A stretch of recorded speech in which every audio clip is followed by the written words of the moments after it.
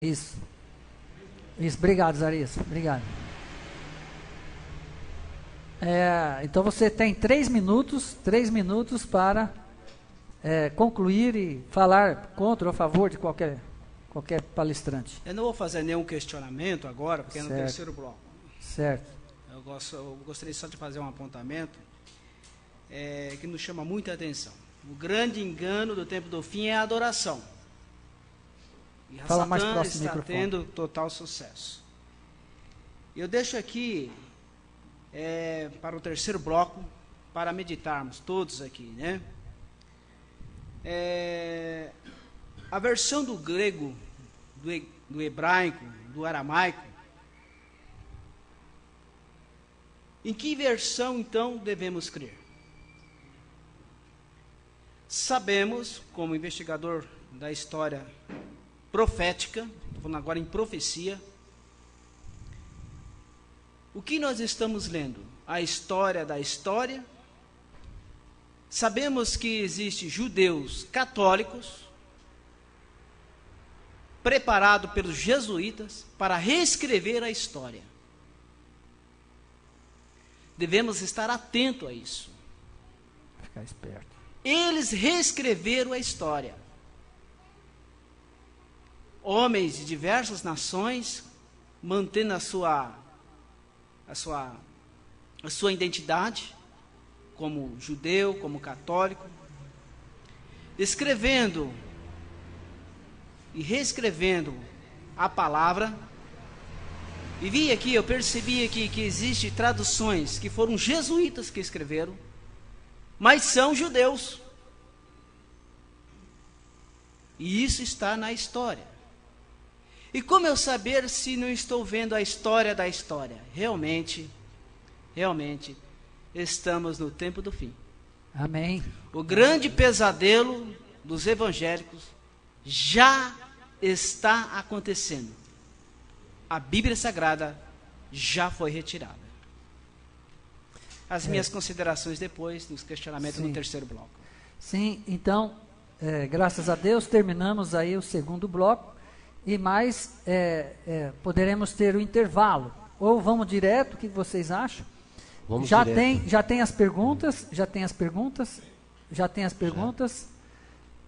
Então, Eu qual que é queria a fazer pergunta? só um adendo daquilo que ele comentou. Eu acho que não sei se é possível. A menos que usarias permitir, porque aqui não, tudo bem. Pois não, desculpa. Exatamente. Perdão. As considerações finais, exatamente. Então, alguém, Paulinho, quem tem uma pergunta para fazer agora, para o irmão Azarias ou para o professor Robespierre? Uma pergunta para os dois. Você quer já manifestar, porque... porque já devia entregar para mim, né? Mas tudo bem. Pode vir. Pode falar daí mesmo, eu repito a pergunta também, se não for longa, né? Bem, a palavra diz que nossa luta é espiritual, ela não é carnal. Eu vejo aqui uma situação, os dois lados. Certo. Um dos lados precisa enxergar o lado agora espiritual. Eu não vou colocar um dos dois. Certo. Tá? Eu sinto isso. Há uma debilidade na questão espiritual, que é uma experiência viva com o Criador, para conseguir enxergar além. Exatamente, comunhão, né? Agora a pergunta aqui para o irmão Nazareno. Foi mencionado aqui a questão de Mateus 28:19, do batismo. Muito bem. Minha pergunta é a seguinte: qual seria então, no momento do batismo, deve-se invocar o nome do Pai, o nome do Filho e o nome do Espírito Santo? Pai não é nome, Filho não é nome, Espírito Santo não é nome. Vamos usar agora então a Bíblia escrita pelos padres. Assim os batismos são feitos, seguindo então na íntegra. O nome do Pai é Jeová, é verdade. O nome do Filho é Jesus Cristo, tudo bem. Agora me responda, qual é o nome do Espírito Santo? Essa é a pergunta. Qual seria então o nome do Espírito Santo? Então, a pergunta para o nosso irmão Azarias é relativo ao assunto da Trindade, né? Pai, Filho e Espírito Santo. E ele quer saber qual é o nome do Espírito Santo. Em nome do Pai, em nome do Filho, que é a forma batismal, né? De Mateus 28. É verdade. Interessante, né? Que realmente oráculos, né? Do Eterno, uma Bíblia judaica, seja judeus apóstata, né, que foi assim, né, até a certo ponto, né, olha, faça uma coisa que venha agradar, tá? A grande massa de Babel, né, a Babilônia, a confusa. E está uma cristandade envolvida nessa confusão. Mas aí entra a forma batismal, que, né, o Vaticano, né, os vaticanistas, quem se envolve com aquelas, entre aspas, Santa Sé, né, colocou essa forma de batismo, né? Baptizou, do grego ser mergulhado. Lá já é aspersão, não é nem mergulho mais, então não é baptizou, tá? Mergulho. Então, já tem um erro aí. Mas e a forma? Em nome do Pai, né? Do Filho, né? E do Espírito Santo, né? Av, Ben e Kadesh, Rua Kadesh, Espírito Santo. Eu posso julgar o nosso irmão Vanderlei em nome da lei, da Constituição, mas a lei não é uma pessoa, mas posso usar, inclusive em português, né? Eu te julgo em nome da lei, tá? Não é uma pessoa. Então, quando aqui, né, foi dito, né, pelo próprio Yeshua, e de ensinar e fazer seguidor, discípulo, em nome do Pai, Filho e Espírito Santo, não tem que ser uma pessoa para ter nome, mas o Pai é uma pessoa. Lendo aqui em hebraico com os pontos maçoréticos, eu não consigo pronunciar o Pai como Yahu. Tem como? Então, o tetragrama são gregos, são as 4 letras. Então, o Eterno, o Olam, Amém. Então, o Pai tem nome. Isso é evidente. Como? O nome do Pai em hebraico. O Filho, Yeshua, ou Yehoshua. O Espírito, Kadosh, Rua, não é nome. Aqui, então, eu consigo entender duas pessoas de forma direta envolvida. Porque eu não posso ser pai sem ter filho. A palavra pai é só para quem tem filho. A palavra grega monogenes, que aqui colocou único, monogenes é único gerado. Correto? Monogenes. Então, pelo menos de uma coisa eu tenho certeza em Mateus 28, né, é que duas pessoas estão envolvidas. Pai e Filho. O Espírito Santo fica difícil porque pneuma hágio do grego, ou rua, kadash, realmente não se refere a pessoas. Tá? Eu não consigo entender dessa forma. Mas duas pessoas aqui nessa questão eu consigo entender e enxergar, meu irmão. Pode. Dá o microfone para ele. Uma das regras para reconhecer um falso profeta é a prática do que ele profetiza, se acontece ou não. Então, o que foi dito em Mateus 28, 19, teoricamente, os padres dizem que o mestre que disse, na realidade não aconteceu na prática. Foi tudo em nome do Filho. Então, assim, pelo que eu entendo, eu prefiro ficar na prática. E deixa evidências fortes que Mateus 28, 19 foi realmente forjado. Foi armado. Aquilo ali foi realmente uma polissemia criminal. É só esse Observação. Só pra, observação e eu Continua entendi. Nesse bloco, queremos lembrar que você tem 10 minutos, é uma pergunta, faz parte do terceiro bloco. E você tem 10 minutos. E o nosso irmão Robespierre também tem 10 minutos para também responder e dar o seu questionamento. Muito bem. Então, se realmente é uma polissemia e isso não faz parte de um escrito, vamos assim dizer, tá? É uma questão de uma interpolação, vamos usar esse termo, né? Vaticanista, beleza, legal, real. Mas, onde está esse documento em que o batismo é em nome de Yeshua? Ou esse verso não faz parte dos escritos?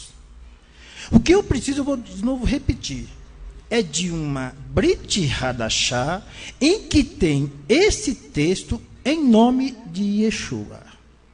O que eu preciso é de uma Brit Hadashah com um texto que não envolva nada, né, em termos de grego e nem latim.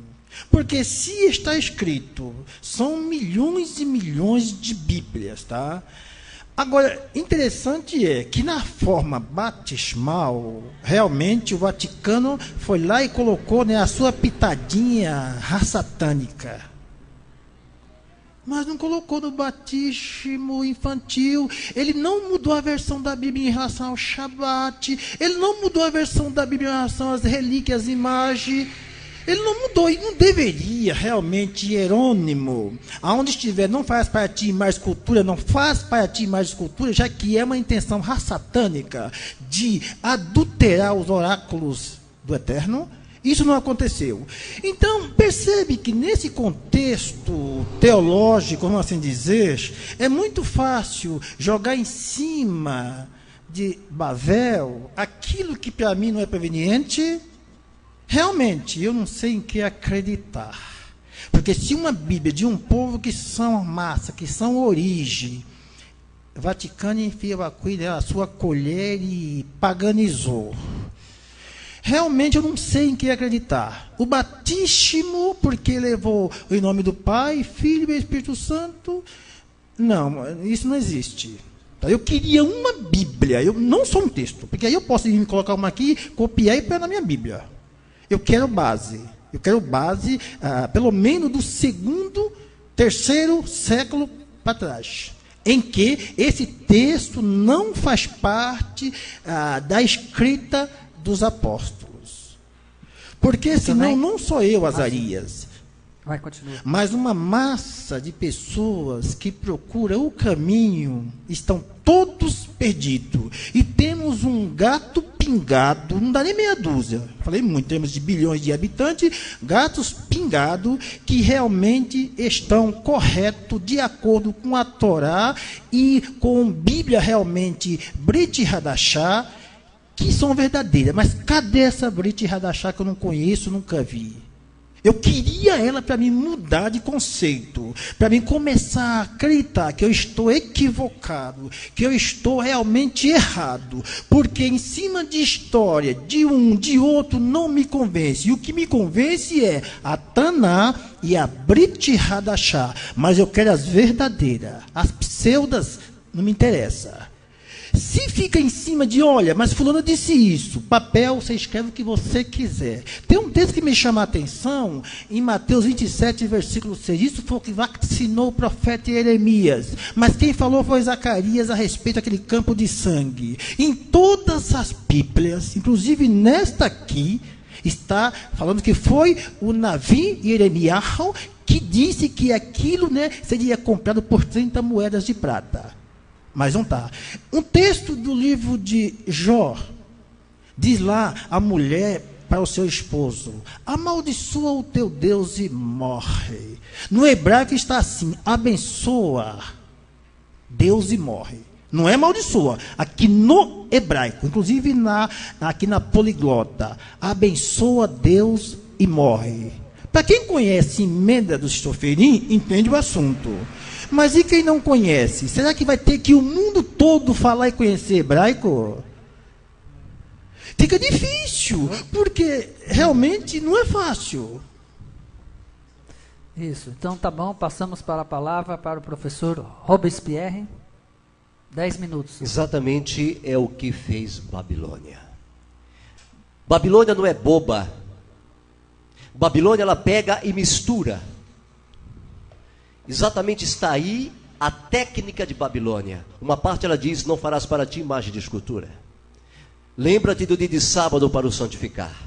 Na outra parte ela diz, exatamente, e disse Deus, arrependeu-se de ter feito o homem. E no outro verso diz, e Deus não se arrepende.